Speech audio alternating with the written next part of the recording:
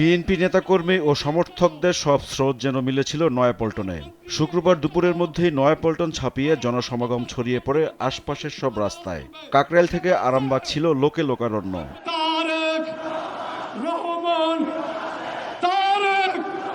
শ্রমিক দল আয়োজিত সমাবেশে মানুষের ভিড় ঠেলে মঞ্চে আসেন প্রধানমন্ত্রী তারেক রহমান।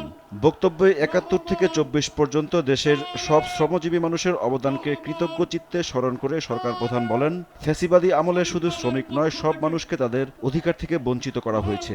তিনি বলেন, এখন দেশ গঠনের পালা। বিভিন্ন পর্যায়ে বিভিন্ন শ্রেণীতে শ্রমিক ভাইরা আছেন। আজ সেই শ্রমিক ভাই সকলের উদ্দেশ্যে আমি বলতে চাই, আপনারা যেমন বিভিন্ন সেক্টরে কাজ করেন, আপনাদের খাতায় আমি আমার নামটি লেখাতে চাই একজন শ্রমিক হিসাবে। একই সাথে আমি মন্ত্রী পরিষদের সকল সদস্যের নাম শ্রমিক হিসাবে অন্তর্ভুক্ত করতে চাই, কারণ আপনারা যেমন এক একটি জিনিস গড়ে তুলছেন, আমরা আপনাদের পাশে থেকে দেশ গড়ার কাজে হাত দিতে চাই। 200-র বেশি সার্ভিস ও ফিচারে লেনদেনের সব বিকাশ অ্যাপে সম্ভব। প্রধানমন্ত্রী বলেন, স্বৈরাচারী সরকার দেশের অর্থনীতিকে ধ্বংস করে আমদানি নির্ভর করেছিল, মানুষের অধিকার নিয়ে ছিনিমিনি করেছিল। তার সরকার উদ্যোগ নিয়েছে বন্ধ সব কলকারখানা চালু করার। এরই মধ্যে তার প্রক্রিয়া শুরু হয়েছে। আমরা জানি সকলকে হয়তো একসাথে আমরা ব্যবস্থা করে দিতে পারবো না, পর্যায়ক্রমিকভাবে আমরা ব্যবস্থা করব, কিন্তু ইনশাআল্লাহ আপনাদের নির্বাচিত সরকার অবশ্যই খেটে খাওয়া মানুষের কর্মসংস্থানের ব্যবস্থা করবে। জনগণকে দেয়া সব প্রতিশ্রুতি সরকার বাস্তবায়ন করবে উল্লেখ করে তারেক রহমান বলেন, দেশ যখনই গণতন্ত্রের পথে যাত্রা করে তখনই একটি মহল ষড়যন্ত্র শুরু করে। তারা চেষ্টা করছে এখন বিশ্ব দরবারে প্রথমে বাংলাদেশকে বিতর্কিত একটি অবস্থানে নিয়ে যাওয়ার জন্য।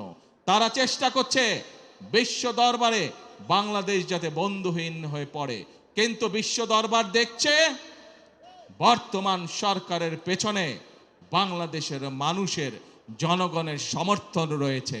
সেজন্যই বিশ্ব দরবার তাদের কথায় কর্ণপাত করছে না, বরং জনগণের যে নির্বাচিত সরকার তাদের সাথে কথা বলছে কিভাবে তারা এই দেশে বিনিয়োগ করবে।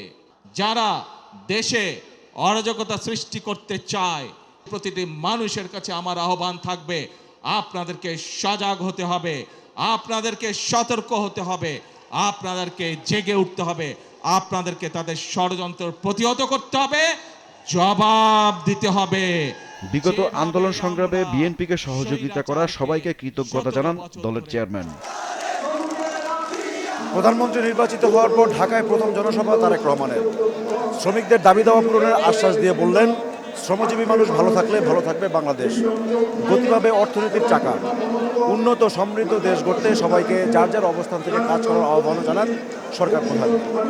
ইমরুল হাসান, সময় সংবাদ, নয়াপল্টন, ঢাকা।